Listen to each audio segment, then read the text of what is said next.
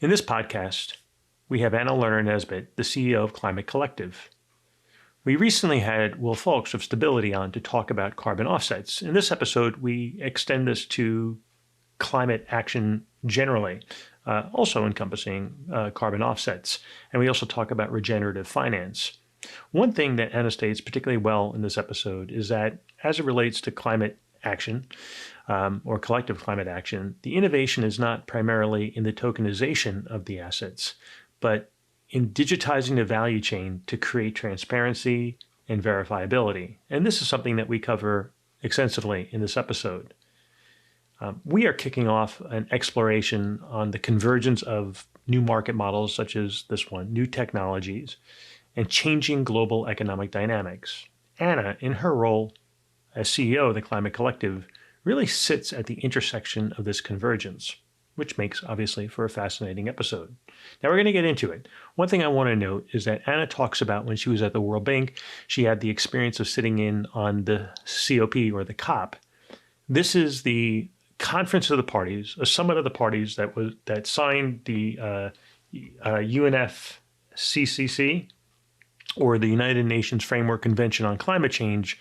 That was a treaty that came in force in 1994. So that's that reference. So with all that said, we're going to kick it off. I really hope you enjoy this episode, and I hope to do more like this.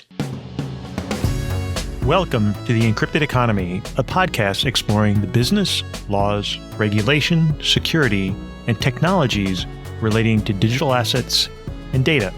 I am Eric Hess, founder of Hess Legal Counsel, and your host. Join me on this journey, exploring the reach of these transformative technologies. Excited to have Anna Lerner, CEO of the Climate Collective, on the podcast today.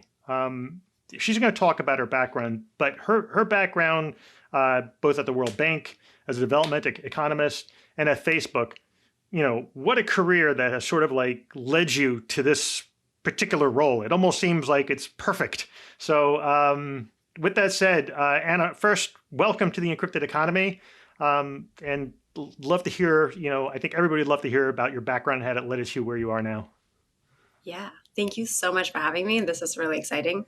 I've been on my spin bike in the mornings in my basement listening to your podcast quite a lot recently. So, Which spin bike? I have a mix bike, MYX. Oh, okay. The way I bought that one. I'm sorry. I mean, they're good, but I should have just gotten a Peloton, I think. I went with Peloton. I've been an addict for years now, since pre-COVID. So yeah. I have like the same, just like a little cheaper and like a little buggier. So. All right. Yeah. Well, the price might be coming down on Peloton, but anyway, we're not here to talk about Peloton. So maybe I can after this. Sounds good. Yeah. I do agree. I feel like most of my career prepared me for this job. So it's quite exciting to be here at this time. So I'm Swedish. I'm a development economist. I left university. I did a brief stint in Brussels working on EU policy, the Renewable Energy Policy Directive of 2007, for those of you who are in the know, which was quite significant as a start to decarbonization. But then I went down to Mozambique, to sub-Saharan Africa, and knocked on a couple of doors. I had written my master thesis about the EU policy and how it impacted sub-Saharan Africa's ability to participate in the renewable energy economy. And I found the Germans, GIZ, the German sort of development organization, and they had a really interesting opportunity that I claimed, and I started working for GIZ as a program manager for a project on renewable energy and was called sustainable biomass at the time.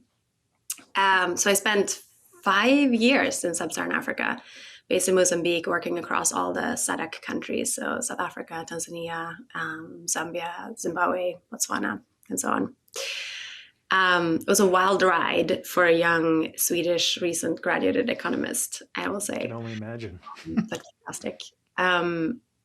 Amongst other things, I did energy efficient cook stoves, and we got gold standard certification. But I think I'll come back to that later on. But that was quite the milestone. The gold standard certification had just started, so we were very early pioneers of that work. But then I moved over to the World Bank. I was hired by the World Bank in Washington, D.C.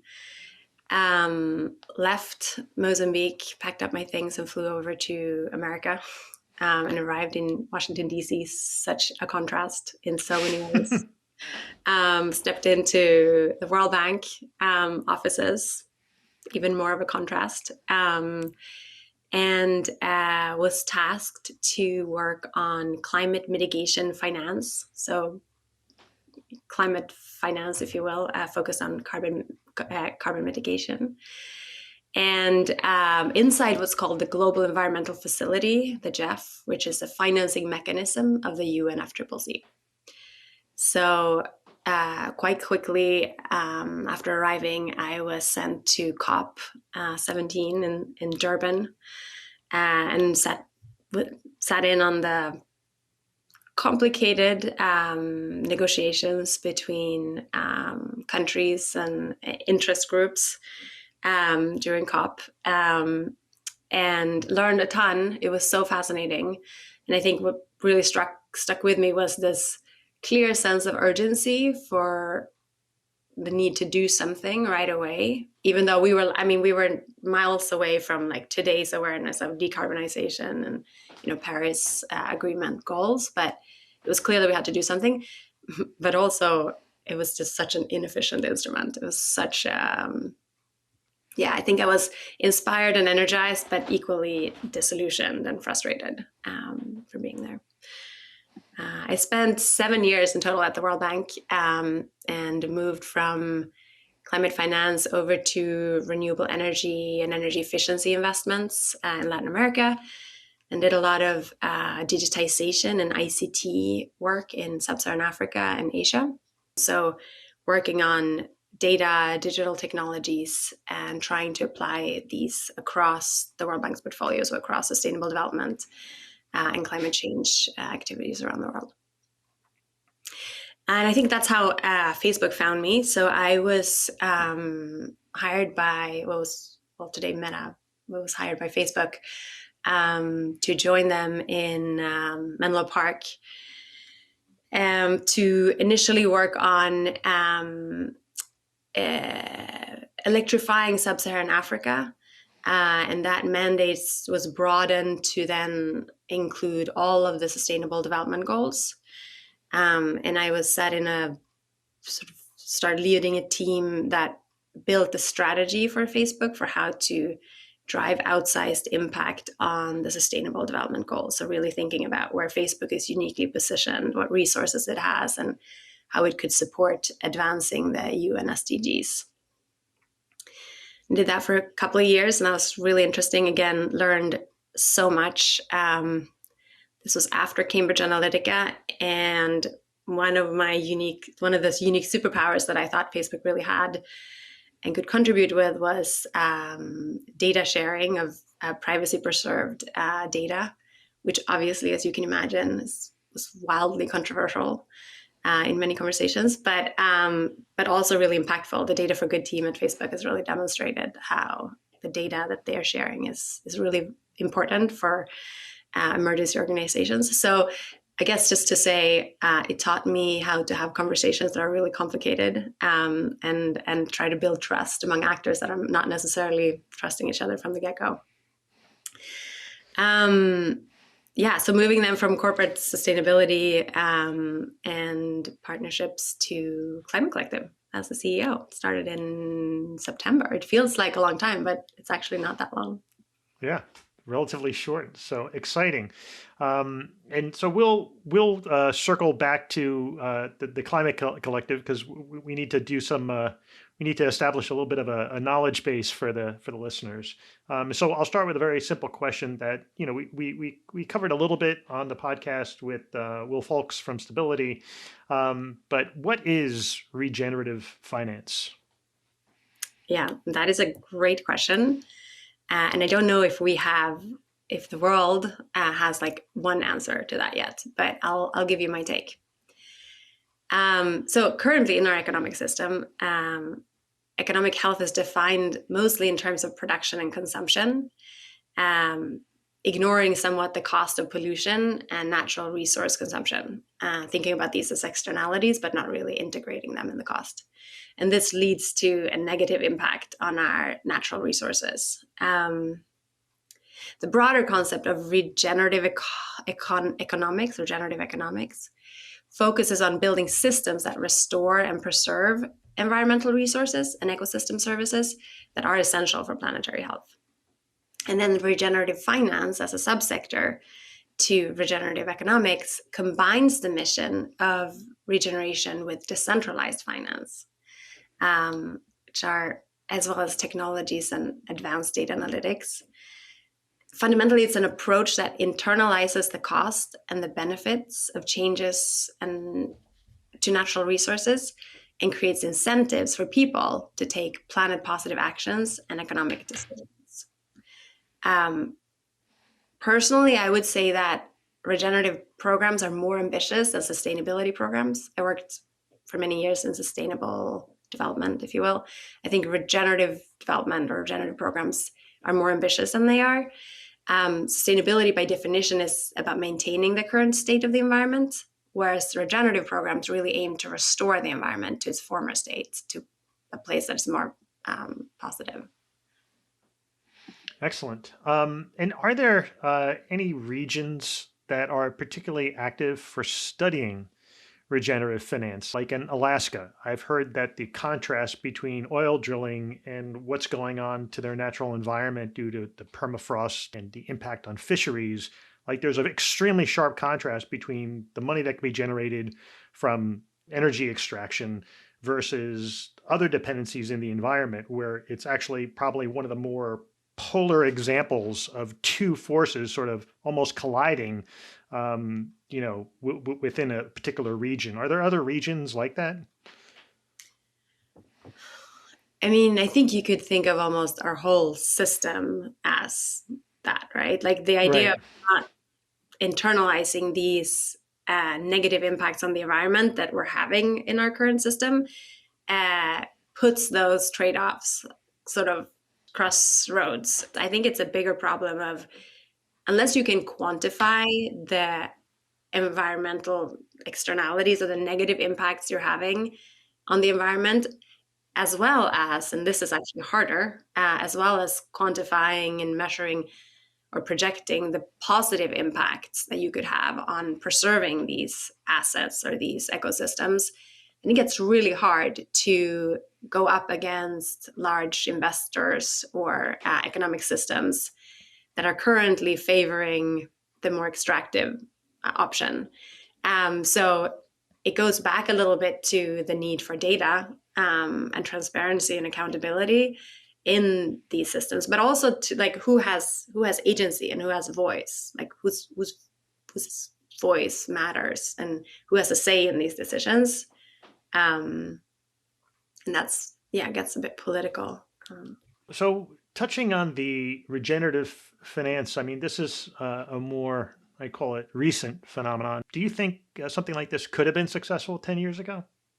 I think that the practices and the knowledge of how to build regenerative farming systems or regenerative societies are ancient. I think they've been around for a really long time. I think there's always been people and organizations, indigenous groups, etc., that have been advocating for more sustainable land use practices or more more sort of holistic way of living and using resources.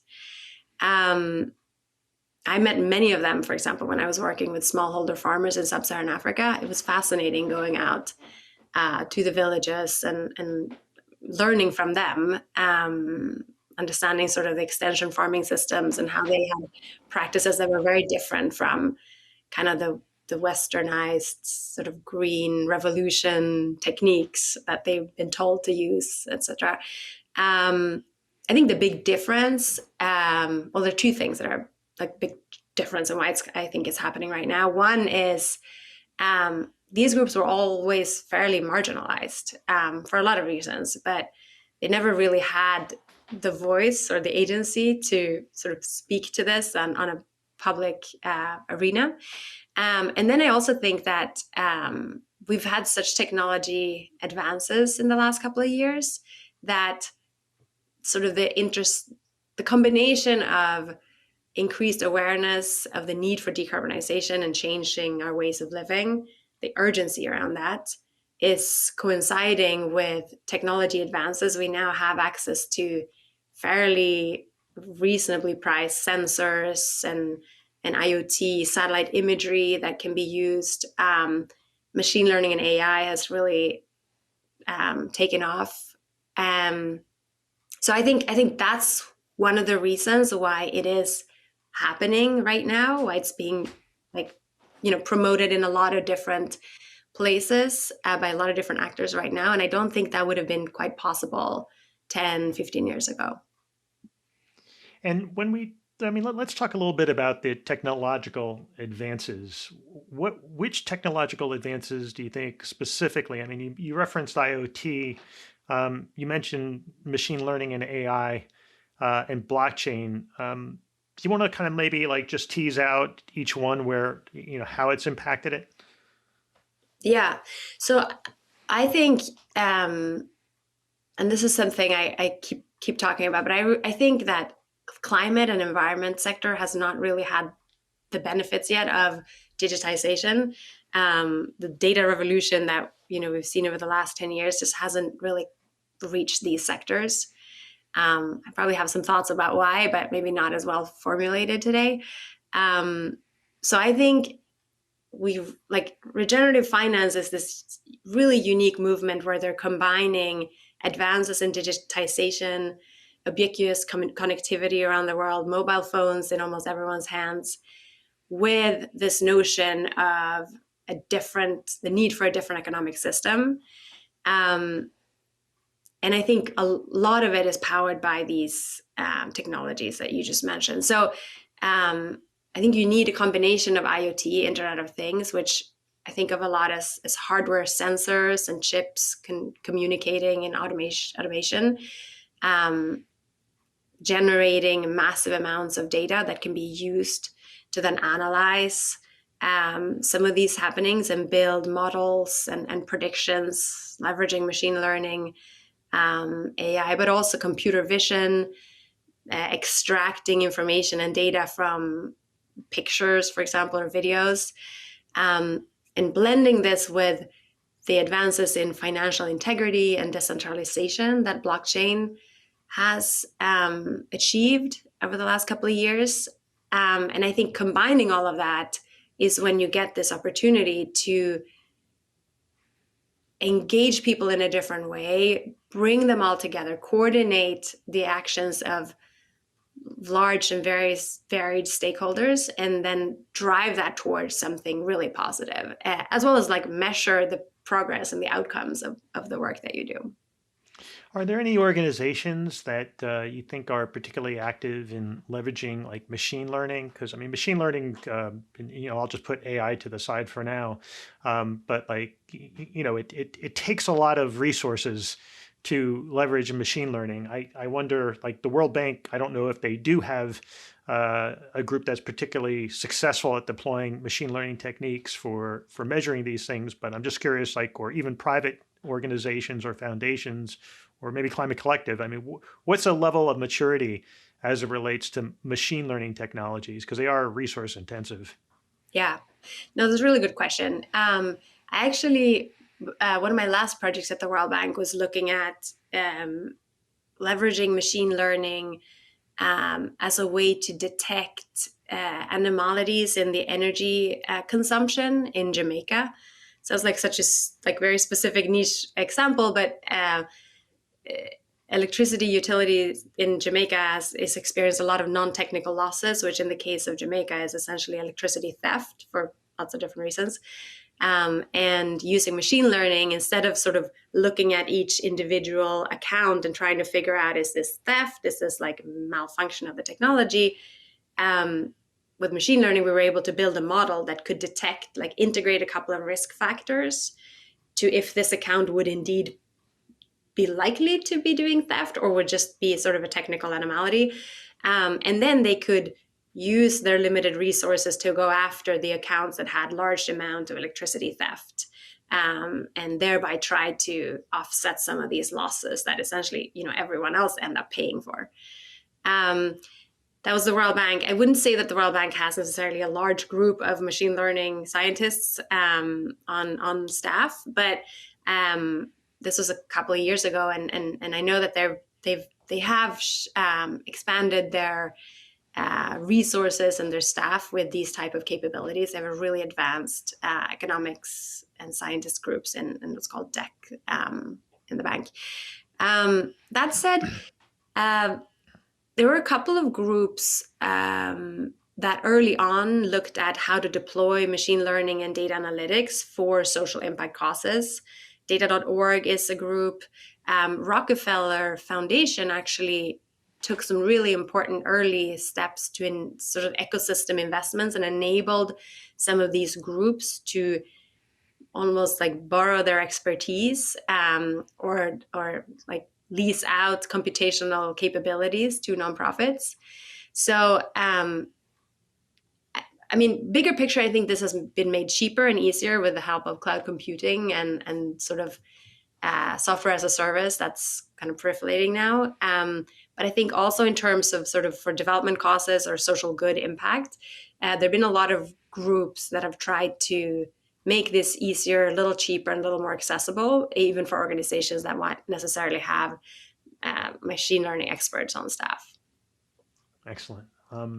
So getting back to the, we are on, within the regenerative finance movement, could you talk about maybe some specific areas that you're excited about? Yes, so many.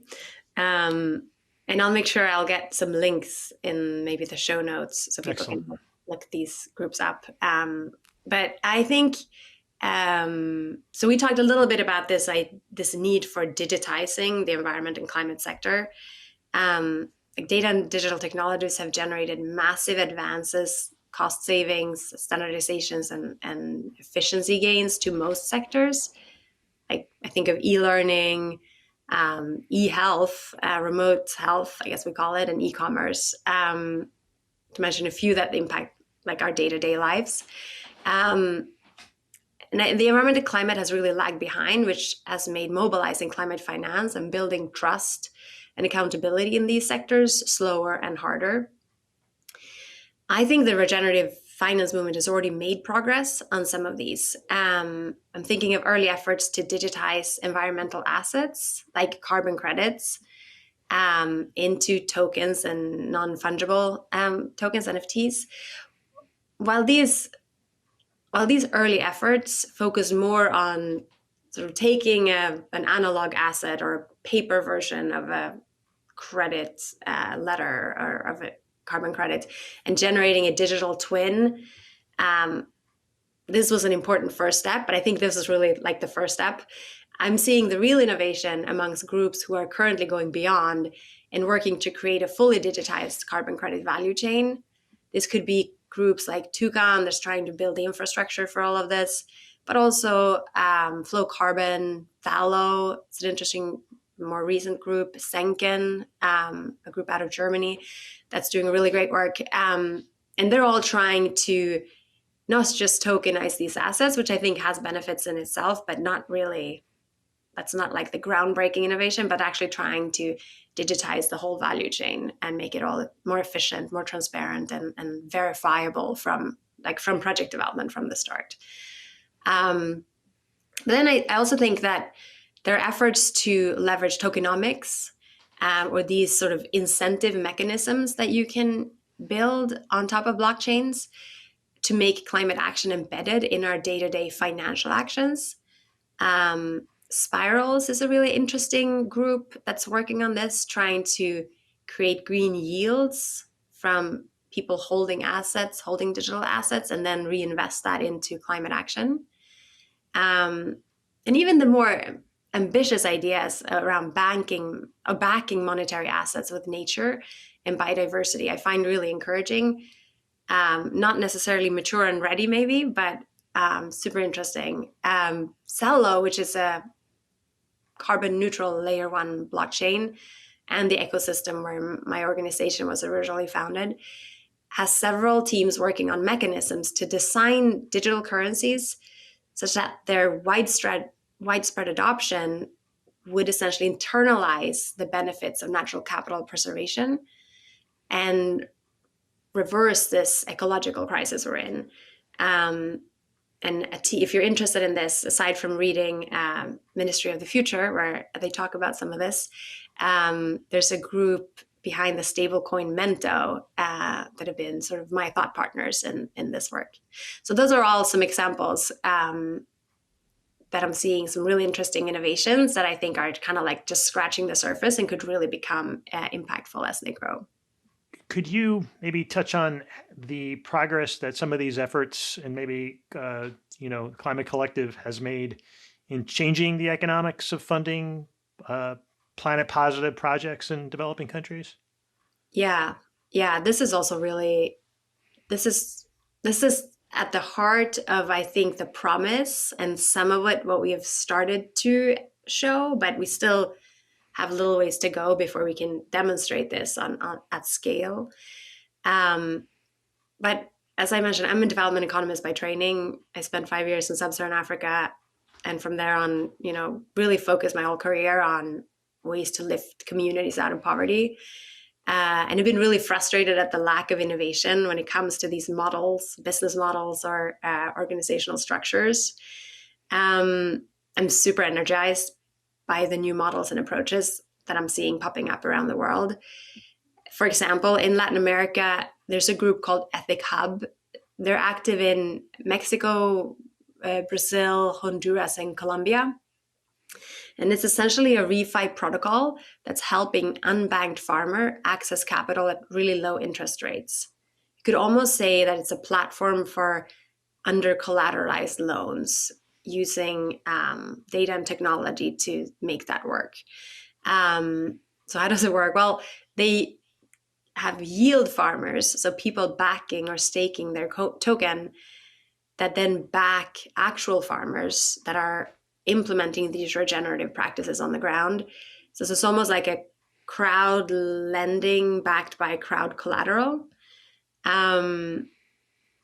Then in the Philippines, we have a group called Gain Forest. They're tapping into the need for on-the-ground measurements and data collection that are critical parts of monitoring, reporting, and verification of any environmental projects, and particularly carbon credit projects. But they're trying to digitize the process and involve the local community in sort of a like measure to earn or measure to be compensated digital MRV project. It's actually similar to a project coming out of the Swiss Federal Institute of Technology in Zurich called Simplex DNA. They have a mission to build a comprehensive DNA-based measurement system for biodiversity and have created what they call a proof of life protocol as a low-cost approach to biological monitoring, which will help create a foundational data layer for new biodiversity and ecosystem services. And these credits that could represent a more sort of comprehensive view of planetary health than carbon. This is in line with sort of the outcomes, I think, from the COP in Montreal most recently, where they started talking about biodiversity credits in addition to just the standard sort of carbon credits, which I think is super exciting. And lastly, we've known for a long time that communities closest to the impact of climate change have some of the most impactful solutions or the knowledge for how to get to resilience and adaptation to climate. We also know that in order to protect endangered wildlife and stop deforestation on the ground, local communities need to have met their basic needs before they can be stewards of protection and regeneration. If your kid is hungry, it doesn't matter so much that the impala in the forest next to your village technically grazes in a protected area, right? So at the same time, it's been really complicated for the international community to find ways to make these direct payments or livelihood supports to these communities in a scalable way. So leveraging DeFi, decentralized finance innovations, and combining universal basic income, which is a concept that we can link to also in the show notes, but universal basic income payments and digital currencies that are instant and have minimal transaction fees, I think has the potential to combine the best of DeFi and ReFi and result in meaningful livelihood improvements for these communities, but also build resilience in these communities and support them in their work that helps us essentially create these biodiversity protections and ecosystem services. Okay, so there was a lot to unpack in there, and you did a great job. I guess, a couple of things. One, to double click on the proof of life and biodiversity. With carbon offsets, you can measure, I think there's like LIDAR and different things that you can actually measure the amount of carbon benefit to the atmosphere, better for localized projects, what have you. But that's more measurable. As you shift to proof of life and biodiversity, what's the metric for that?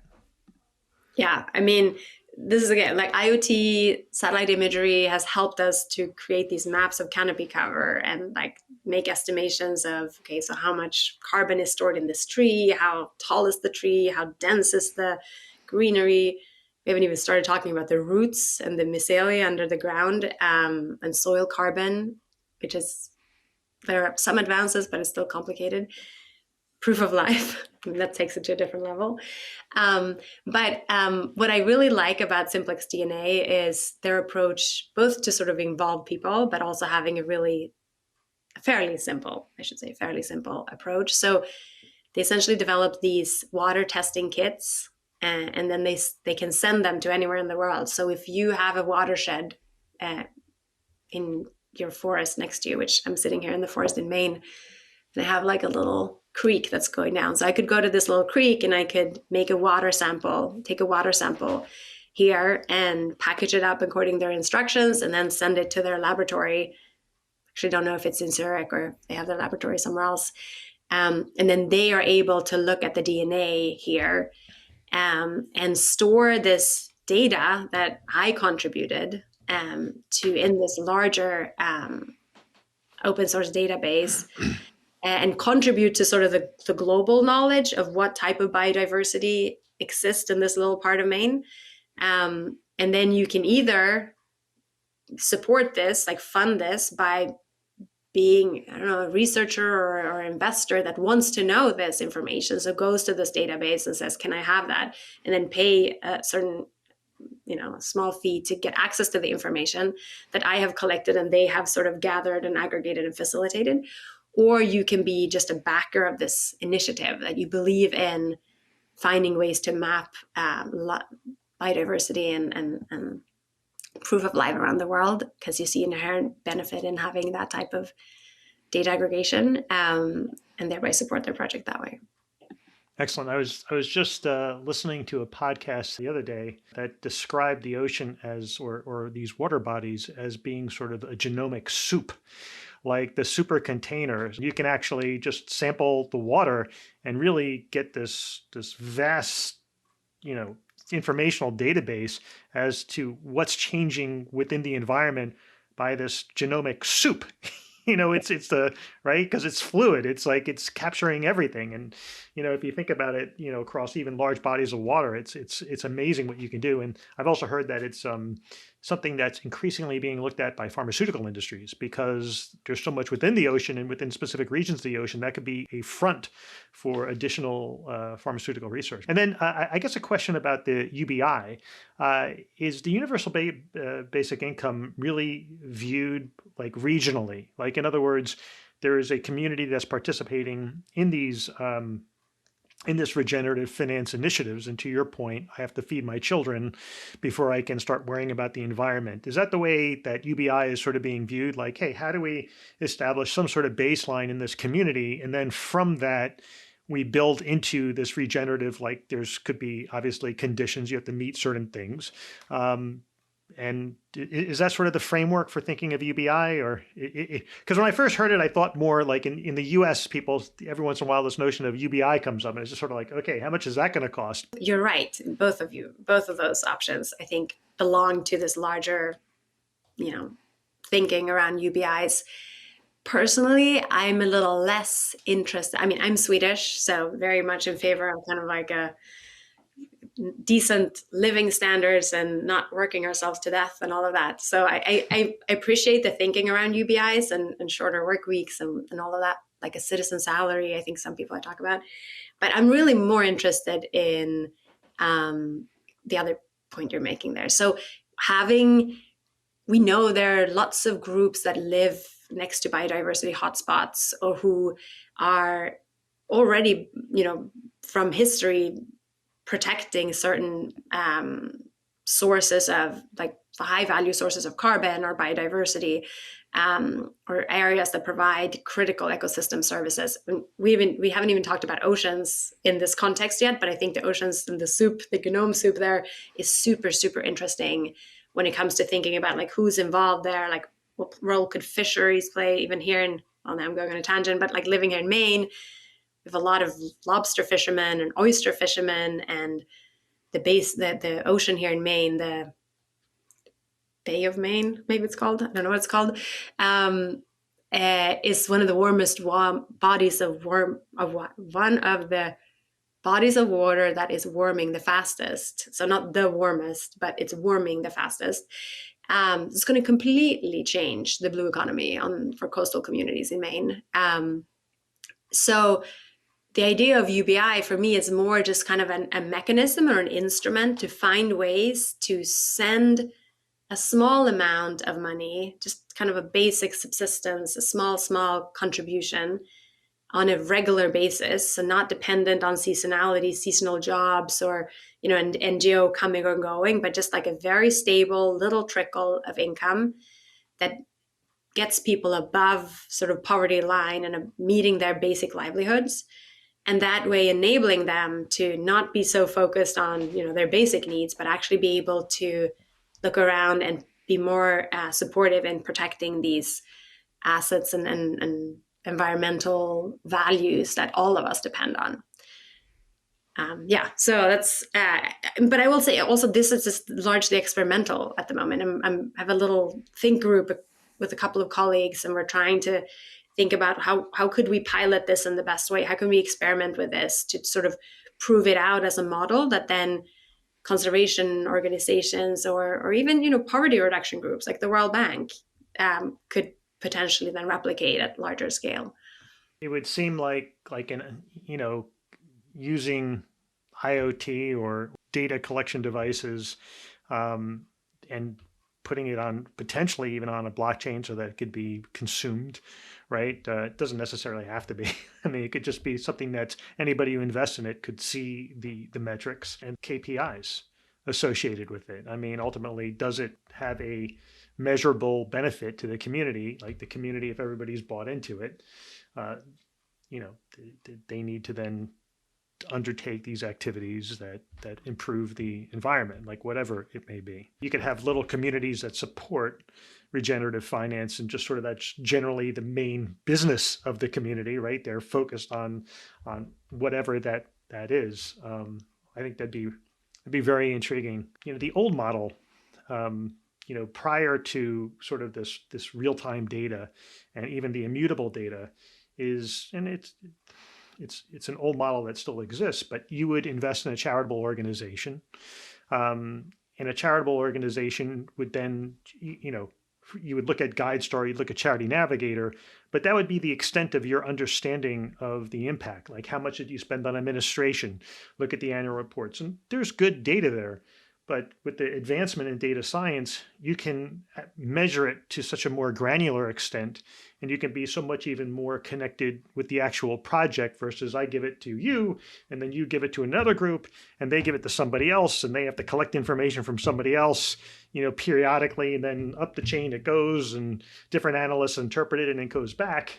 And, the way that it's shaping now is it's just compressed. The person who's donating the money whether it be through like a climate collective or another group that facilitates it, or you can even say, hey, I want to invest in a particular project, and you can actually have that visibility straight through. And I think that's one of the things that's just amazing that has happened with the technology, is that the distance between the donor and the beneficiary has evaporated, and the intermediation. I mean, we always talk about disintermediation in blockchain. We need to have disintermediation. We bemoan it in the context of financial institutions, like, oh, they're intermediating, all these transactions. But intermediation also has, a very real impact on our ability to connect to causes and to understand the impact of our actions on the environment.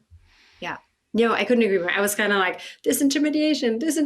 Yeah, you said it. Exactly. Yes. Disintermediation, super, super important. I mean, I spend so much time thinking about the carbon markets. So like there's like such an obvious case for disintermediation, because the price that the project developer is getting versus what someone is paying for the carbon credit at the end of the day, I mean, a massive chunk of that is essentially taken by intermediaries who perform various levels of useful contributions. But the market is so opaque and so complicated that like that's sort of needed today before we're transforming it into a more modern and digital market. But to your point, that goes in a lot of different places. I mean, I've been an integral part of that network and that industry that you're talking about, that is vastly, like, costs a lot of money, essentially, when it comes to international development. And there are layers upon layers upon layers of groups and intermediaries and consultants and contractors and all these levels to really get down to the community on the ground. And I think there's the international community, if we talk about sort of charitable organization, international development, is aware of this and have thought about this a lot. And there are a lot of really good efforts to try to both be more transparent in terms of overheads and also minimize overheads and increase sort of the ratio of local employees, to not just have these Western consultants that need to fly in and out of DC or Geneva. But it is something really powerful in a system that is decentralized by design and can go directly between this community that is next to this national park or this biodiversity hotspot, and find ways to fund them with like little like fractions of donations that are small and just like regularly tricking. For anyone that's interested in this, two groups I can think of is Impact Market is one of them. That has a really interesting model. It's not exactly UBI, but it's the idea of sort of direct charitable contributions to the ground. And then Good Dollar. And Good Dollar is actually the group, they've existed before blockchain. So, but they're a group that is now trying to leverage blockchain to make their work more efficient. And they're one of the groups that I'm like thinking about this type of direct payments for ecosystem services pilot with. I almost think that UBI has a name problem, right? Because whenever you use the term universal basic income, you basically are suggesting welfare. Like, welfare is almost a separate consideration from almost, but not exactly, almost a separate consideration from how do we ensure that these communities are engaged in regenerative activities, right? How do we facilitate that, right? Like a UBI almost suggests like, hey, we're giving you a chunk of money. You don't have to do anything.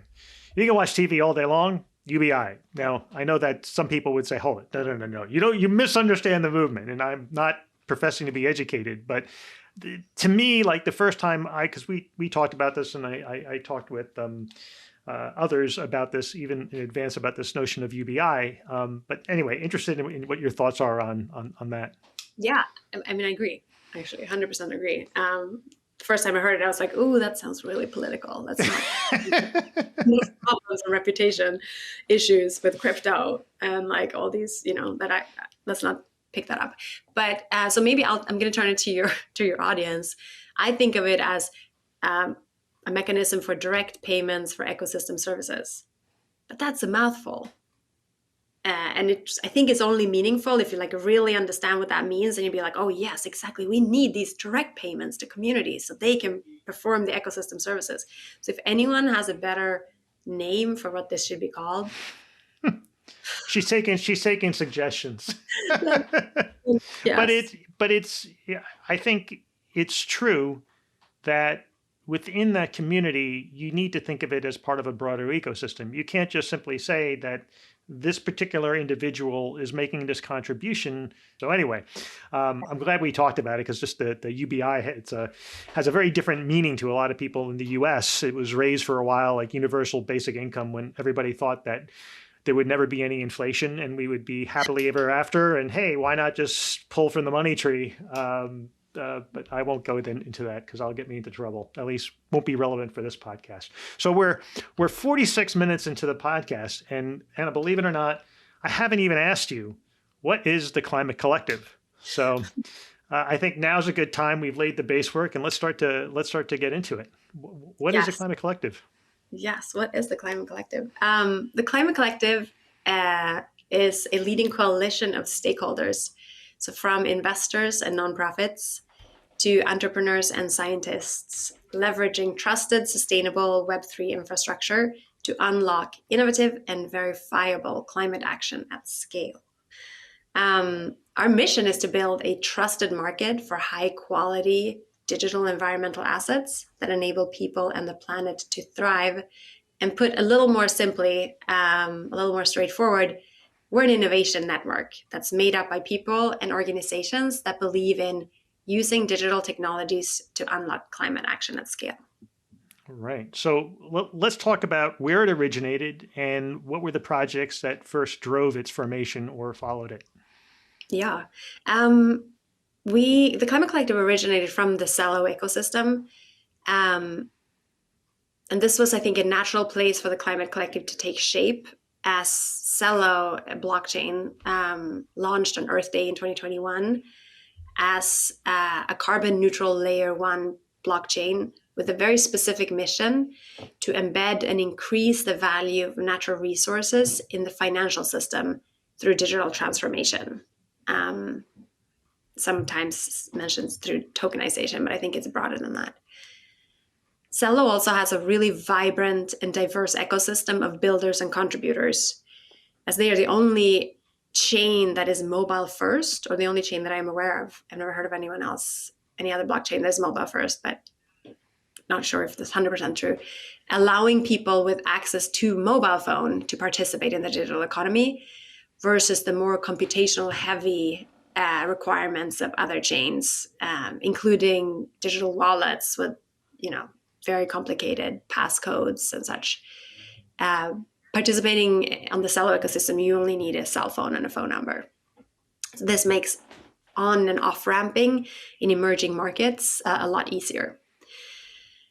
Climate Collective was initially created to support the growth of a refi community on Cello. So bring climate curious crypto people together with crypto curious climate experts, with the purpose to direct some of the innovation and the energy of these entrepreneurs towards real world problems like climate change. And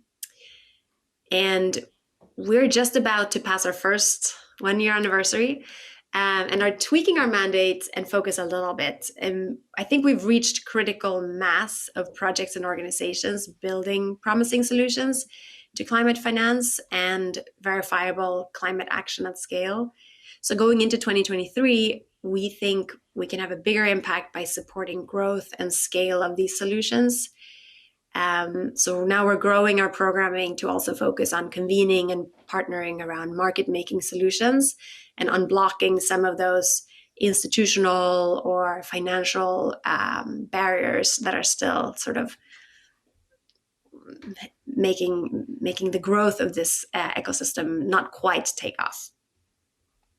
And so let's build a little bit on the collective part of the Climate Collective. Do you want to describe the collective component of it?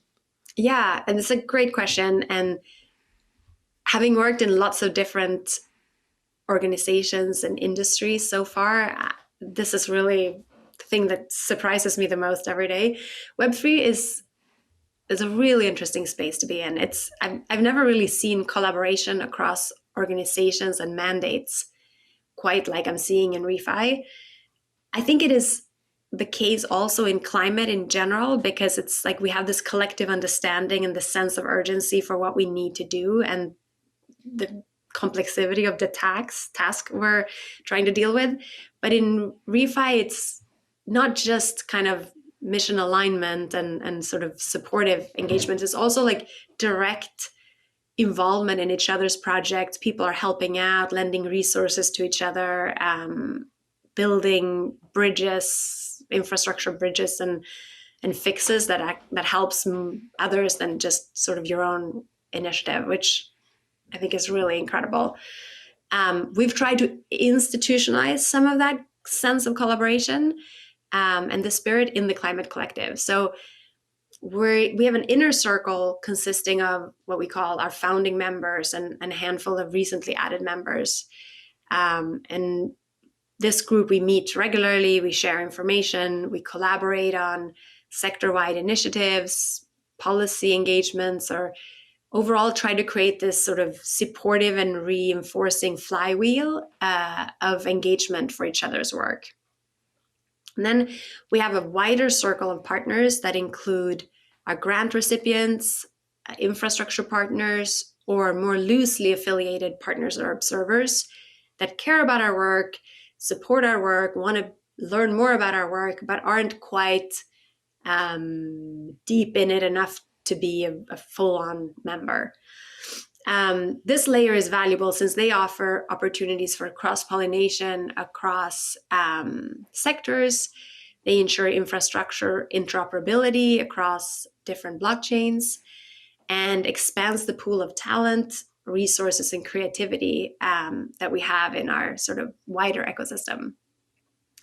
We also try to balance our members across a couple of different verticals that I think are really critical in order for us to achieve this notion of verifiable climate action at scale.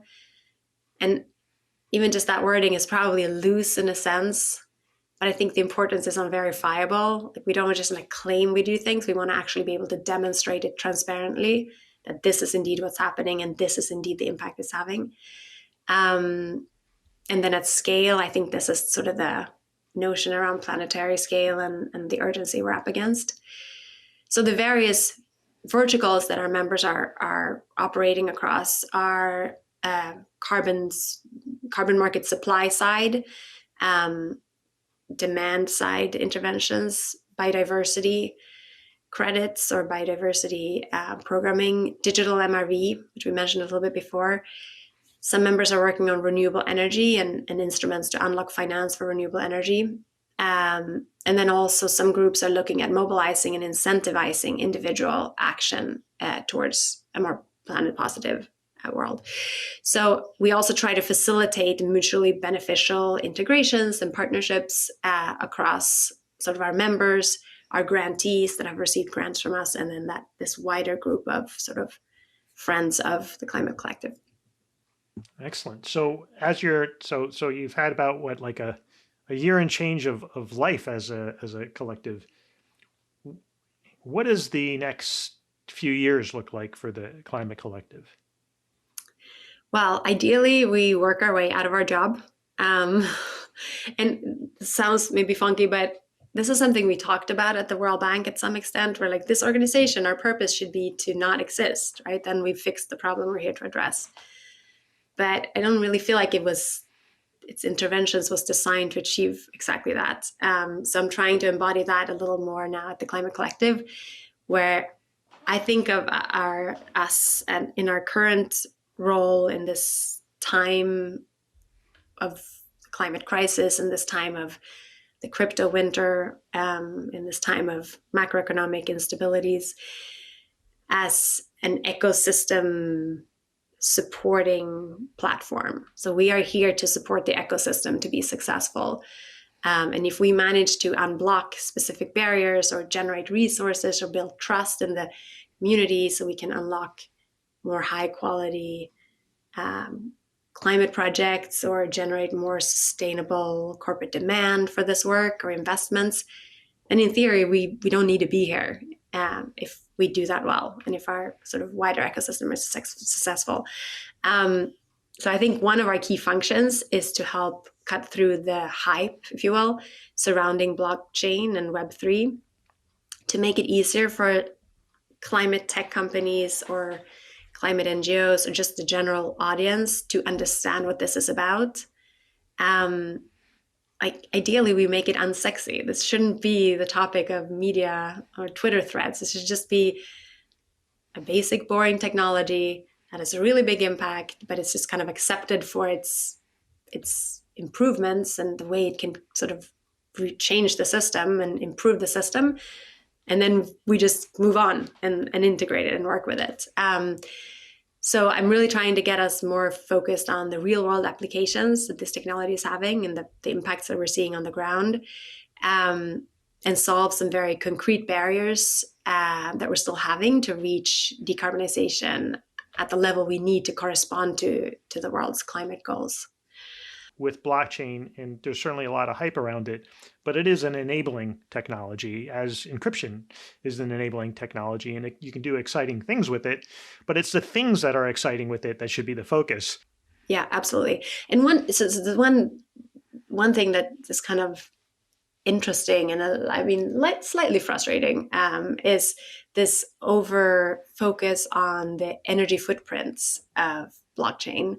So not only have we the merge, which now has changed the Ethereum carbon footprints, substantially from like a lot to like almost nothing. But also I feel like that's missing the point. Like I agree that, Bitcoin needs to clean up their act and also reduce their emissions, no question. And anyone I talk to who is interested in blockchain and want to build on blockchain, like my first point is to make sure that they are building on a climate friendly chain. But even if we fix Bitcoin's carbon emissions and we use those resources to just go on business as usual, that does nothing for that's not what we're here about. We're here to create completely new incentives and systems to enable this regenerative economy that we need to move on decarbonization and climate goals. So I appreciate that people are concerned about the energy footprints and the carbon footprints of Bitcoin, for example. I am too. But that to me is just like, that's a little blip in the road that we need to fix. Like, let's talk about the big picture, the big opportunity, but also, the big challenges with making that happen. Yeah, even vegans sometimes wear leather shoes, right? So I guess in your short time, what are some of the most effective strategies for coordinating climate response? Well, this is probably a question for heads of states. I think one of the biggest challenges is this massive coordination failure, if you will, or coordination opportunity, depending on how we should look at it. There's so many different layers, right? We have nation states that have their own interests and their own natural resources and their own concerns around climate impacts. And you have corporations that have completely different interests, completely different risk appetite, but also concerns around their business models and profitability. And then you have citizens who are sort of in between, dependent on both, trying to kind of hopefully create a better world for their kids or not have kids because they are so concerned about the future, but trying to like leave a positive legacy. And the coordination of all of that is just, I don't envy whoever is in charge of this. From my perspective, to bring these different groups together and keep them motivated to actually do this work in the long run, you need transparency and accountability. And you need to build that in this permissionless, decentralized environment. I just don't think that we can sort of agreed around one centralized system otherwise. I think it needs to be decentralized, and I think it just needs to be transparent so people can indeed see that what you said is what you did, and therefore what I said I will do is what I'm going to do. And that just allows us to kind of collaborate in a different way. And I can't think of any better technology to help underpin that than distributed ledger technologies. So, there is the carbon offset market that we're looking to develop.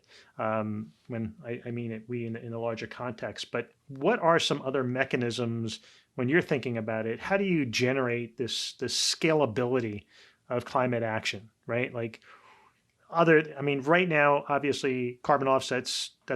I think that's gotten the most amount of attention and possible traction because it does provide an ability for people to trade it, to utilize it if they're developing a project and the local community wants some accountability. Like, what are you doing to measure this? But what are some other future mechanisms that you see potentially being effective for scaling that climate action? Yeah. I mean, so as an economist, I love that we're talking about market mechanisms. I think there's no other way to really reach the speed and the scale that we need. And to your point, we have this existing market, this carbon market, if you will, and it's wildly imperfect. It has full of challenges, but it is a readily available instrument. It exists today, and we can use it. You also asked what other instruments there are, and I'll get to that. But today's carbon market, I think, lack integrity and transparency, partly because pollution isn't priced as it needs to be, right? Or integrated in the cost of doing business. And I think there are a lot of groups working to address these problems. One of the things that I think is missing, if we double click on the carbon markets for a second, they're vastly opaque and inefficient, and it's not particularly mature. It's very sort of over the counter. Like, I call someone that I think has some connections with a carbon credit project, and then they need to get a verifier who's a consultant, and he needs to go there and check that are the trees still standing, or this is good enough soil quality for these farmers, this regenerative ag project somewhere in the world. And then what's the price? And we don't really know. Should we price it on the rest of the vintage, or should he just make up a price? What am I willing to pay? There are all these it's like a very much, someone said there's like a WhatsApp economy. People are negotiating with this one and that one, and that did lots of different threads to kind of make a sale happen. So that needs to change, right? Like, yes, market mechanisms, yes, unlocking finance, but that's in its current state, it's not going to get to the levels of finance we need. I'm quite hopeful, in as much as I have concerns about the voluntary carbon market. I'm quite hopeful because I know so many great groups that are working to address all of these problems across the value chain. And they are working with the established institutions. They're working with the registries, with Gold Standard, and they're working with the big institutional financing groups and trading houses. One thing that's missing there, I would say, is sort of the market making and standardization of the market. So creating more standardized investment instruments, finding ways to also, I would say, diversify the motivation for finance. So currently, people invest in this largely because they are buyers of carbon credits for different reasons, and that's zero commitment, to forget something bad they've done once, whatever motivation, right? But it's not really, if you're going out there to speculate or to make money, that wouldn't necessarily be a market you look at. So if we can create more standardized instruments and improve the maturity and the liquidity of this market, I think we could also attract capital that otherwise just would go to yielding investments elsewhere that might not be positive for climate. And maybe they would have to take a little bit of a discount. Maybe it wouldn't be I don't know, today's day and age, what you can expect in returns. This is not an investment advice. But let's say that you're looking for 12% return somewhere. Maybe you have to accept 10% return if you invest in this market, but you're getting 10% return and you do something meaningful and something good. Personally, I think that's a smart investment, and I think we need to kind of educate the world and motivate them to get to that point too. So that's one thing. But then you talked about other instruments. I think the one opportunity, is this highly complicated process of the Paris Agreement and the various articles in the Paris Agreement, so Article 6.2 and 6.4, that talks about this natural determined contributions that all the countries need to do. So far, I would say the voluntary carbon market has been driven by purchases from corporates, from net zero commitments from different, companies, or from an interest in R&D. So thinking about like the Frontier Fund, that's more sort of experimenting R&D to invest in like carbon capture and other technologies that are not mature today. But the national determined contributions that all the countries are going to have to report on to the UNFCCC potentially offers a new avenue for investment, both foreign direct investment into these countries. If country X says, okay, I need to contribute X to the next year's UNFCCC, accounting,